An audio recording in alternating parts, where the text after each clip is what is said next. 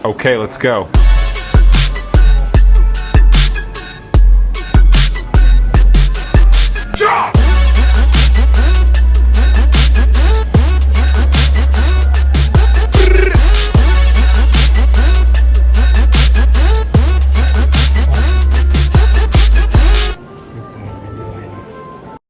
Pejabat-pejabat di Indonesia ya, menteri-menterinya bukannya terlalu pintar.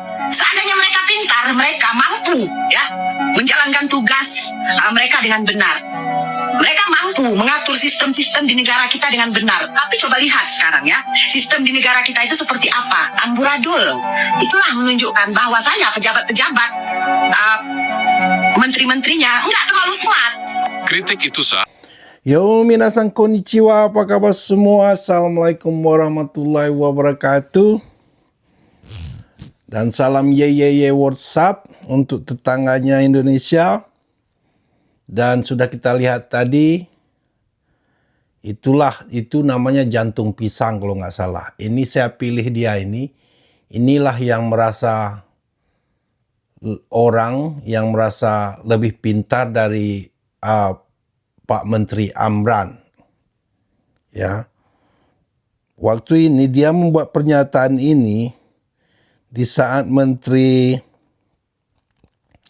Mat Sabu kalau nggak salah ya, Menteri Pertaniannya Malaides datang ke Indonesia dengan dalih belajar sistem pertanian Indonesia.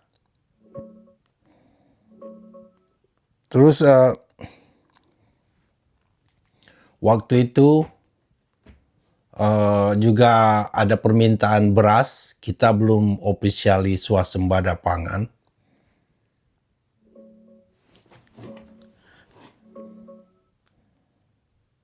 Terus ada pernyataan dari Pak Cik, kalau Bang Wan Winur ngomong Pak Cik hidung jambu apa katanya. Yang membodoh-bodohkan Pak Amran ya. Yang ngomong kenapa 280 juta penduduk Indonesia itu tidak bisa memilih orang yang lebih pintar dari beliau.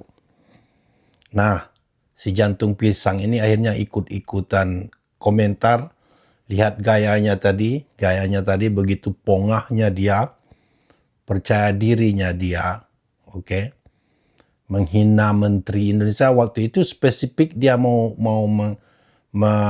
menghina Pak Amran karena ada isu Malaysia mau minta beras, krisis pangan, dan banyak sekali si Toha, apa lagi rombongan Toha siapa lagi itu untuk menunjukkan di Malaysia itu ada beras. Mereka pergi ke toko kelontong, begitu kerdilnya cara mikir mereka. Orang ngomong stok nasionalnya Malaides, dia malah bawa nunjukin stok di toko kelontong. Nah, ini jantung pisang yang akan kita bahas dulu. Ini minion yang dipiara oleh Malaides. Ini yang terbaik dari jantung pisang, siapa lagi? Borunaga, Ikiwe. Ini yang terbaik ini mereka miliki. Mari kita bahas. Lihat betapa percaya dirinya dia menghina Menteri Indonesia yang menurut dia not smart, bodoh lah. Waktu itu spesifiknya diarahkan ke Pak Amran ini, Menteri Pertanian kita, yang waktu itu ngomong bahwa keadaan sekarang khususnya pangan itu sangat memprihatinkan karena climate change. Dan waktu itu Pak Cik Jambu, hidung jambu kata Bang Wan Winur, komentar nggak ada itu climate change, yang ada hanya monsun. Saya ketawa aja, dia pamer bodoh, coba menghina Pak Amran, ngomong Pak Amran itu orang paling bodoh yang seharusnya nggak pantas ditunjuk jadi Menteri Pertanian. Dan waktu itu saya ketawa, karena climate change itu memang betul-betul terjadi. Saya 17 tahun di Jepang ini sebagai diaspora, nggak pernah ngalamin orang Jepang ngomong krisis beras. Mereka khawatir dan harga beras mahal sampai untuk hari ini, saya nggak tahu yang lain, tapi yang keluarga saya konsumsi itu 1 kilo udah mau dekat ke 100.000 kalau dirupiahkan. Ya, dan dia menolak climate change. Dan saya salut dengan pemerintah Indonesia, terutama rezim Pak Prabowo ini, mereka selangkah lebih maju berpikir. Dan buktinya apa? Di saat semuanya pangan padi, tanaman padi banyak gagal, banjir melanda, Indonesia malah swasembada pangan. Nah, orang ini yang dibodoh-bodohkan si jantung pisang ini. Pak Amran yang punya paten sendiri, D3 di bagian pertanian, dan berhasil membuat Indonesia itu swasembada pangan, dan stoknya bisa saja mencapai 40 juta ton. Sementara negara yang dia bangga-banggakan ini sudah meminta-minta ngemis-ngemis beras dalam ancaman krisis pangan, beras juga, kelapa aja udah susah, ditambah air, ceritanya air-air ini. Nah, yang akan saya bahas si jantung pisang ini ya. Saya nggak menghina TKI, semua TKI yang ada di seluruh dunia, terutama yang di Maledes. Mau kalian jadi kuli, mau kalian jadi babu, selama itu masih pekerjaan halal, sah-sah saja. Tapi jangan menjadi seperti pengkhianat bangsa, sok pintar seperti si jantung pisang ini. Ngomong Menteri Indonesia itu bodoh, not smart. Ya bodoh lah dia ngomong, yang dia arahkan ke Pak Amran kemarin. Sementara dia sendiri hidupnya hancur lebur. Ya, ini yang lucunya itu. Kalau kamu smart, seharusnya kamu nggak jadi TKI ke Maledes. Dan pekerjaanmu, ingat saya nggak menghina pekerjaanmu orang, tapi karena dia ini terlalu sombong, jadi pantas disombongin juga. Dia ini bekerja di laundry. Iya, you heard that right. Bekerja di laundry, pernah orang ngomong dia ini ada kasus jadi simpanan Pak Cik Maledes di sana.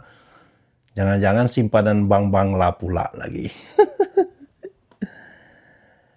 Dan sanggup menghina-hina menteri yang punya paten dan berhasil menswasembadakan rakyat Indonesia, memberi makan rakyat Indonesia yang 280 juta.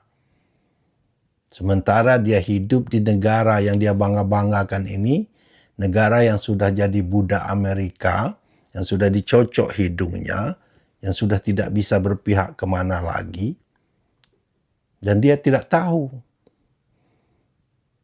Kalau menteri semua pejabat Malaysia itu pintar seperti yang kau bilang, gak mungkin masuk dalam jebakan Batman-nya Trump. Gak mungkin. Dan kamu, kalau kamu pintar, seharusnya kamu tahu apa yang terjadi di Maledes. Ya. Sementara saya KBRI ngapain aja di sana. Saya pengen sekali orang-orang begini itu dicabut paspornya biar dia stateless. Nggak guna orang-orang begini. Udah kerja begitu, jadi pengkhianat bangsa, dan lebih baik dia nggak jadi warga negara Indonesia. Kalau dia jadi warga negara Maledes kan, kita terima aja. Ini masih pulang kampung, nanti kalau semua dikuasai Maledes, semua dikuasai, jangan pulang ini rombongan ini. Si Iki, si jantung pisang ini, siapa rombong-rombong mereka ini. Tinggal aja di Maledes, jadi pendatang haram di sana. Cabut paspornya. Itu yang saya ketawa. hidupmu sendiri berantakan begitu, dengan enak lancangnya kamu menghina menteri yang punya paten, yang kerjanya lihat, jelas sudah swasembada pangan. Sementara kamu hidup di sana, TKI di Malaides, kerja di laundry, hidupmu aja begitu. Dengan lancangnya berani menghina sok-sok pintar. Kalau kau pintar, gak bakalan kamu begitu, hidupmu begitu. Ya, dimanapun kau berada, di Indonesia juga, mungkin kamu gak perlu, di Indonesia juga kamu bisa berhasil. Kamu merantau ke Malaides itu gak punya skill, makanya kamu ke sana. Kalau kamu ke Jepang, minimal kamu harus bisa bahasa Jepang. Kalau ke Malaides, bahasa kampung juga ngerti orang sana. Itu. Ini contoh minion yang pantas kita ketawain. Hidup dia sendiri hancur lebur, dia sendiri karena kebodohan dia, dengan enaknya dia menghina sekelas menteri, dan dia merasa Malaysia itu segalanya. Malaysia itu negara berkembang. Apalagi sekarang setelah perjanjian dagang dengan Amerika ini, hancur lebur lah. Bentar lagi pulang kampung itu mungkin.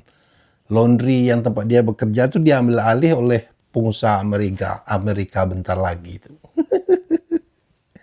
Dan kamu harus bahasa Inggris. Ya, untuk penutupan video terakhir kita taruh video cuplikan swasembada pangan Indonesia, menteri yang si jantung pisang ini hina, yang not smart, kayak dia yang smart aja. Saking smartnya merantau ke Malaides, kerja di laundry. Ingat sekali lagi, disclaimer, saya tidak menghina TKI dengan pekerjaannya. Apapun itu pekerjaanmu, babu kayak, yang penting halal, tapi kamu harus tahu diri. Jangan sudah bodoh, susah, tapi menghina orang yang jauh di atasmu. Yang dia hina itu menteri loh. Oke, without further ado, enjoy video terakhirnya. Sampai jumpa di video berikutnya. 2025 menunjukkan lonjakan signifikan. Ini menandai langkah besar Indonesia menuju swasembada pangan. Berdasarkan data terbaru dari Badan Pusat Statistik, produksi beras Januari sampai Desember 2025 diperkirakan mencapai 34,77 juta ton. Angka ini meningkat 4,14 juta ton atau naik 13,54% dibanding periode yang sama di tahun 2024. Hal ini menunjukkan bagaimana kebijakan pertanian nasional kini berjalan efektif dan terimplementasi dengan baik di lapangan. Perkiraan produksi di tahun 2025 juga tercatat melampaui capaian tertinggi sebelumnya pada tahun 2022 yang mencapai 31,54 juta ton. Lonjakan ini mencerminkan hasil dari program strategis Kementerian Pertanian dalam memperkuat sektor hulu hilir, mulai dari kemudahan pupuk bersubsidi, perbaikan jalan irigasi, memberikan bantuan sarana prasarana, hingga peningkatan harga pembelian pemerintah atau HPP Gabah untuk menjaga gairah petani dalam bertani. Kita mendapatkan kabar gembira, baru saja diumumkan oleh BPS bahwasanya diprediksi produksi kita tahun ini adalah 34,77 juta ton. Artinya ini naik dari tahun lalu 4,15 juta ton atau 13%. Stok kita hari ini, detik ini 3,8 juta ton. Saudara-saudara, yang saya katakan tadi, pakar-pakar geopolitik mengatakan bangsa Indonesia ini akan menjadi bangsa keempat terkaya di dunia. Tapi ada syaratnya. Syaratnya apa? Syaratnya adalah apabila bangsa Indonesia bisa bersatu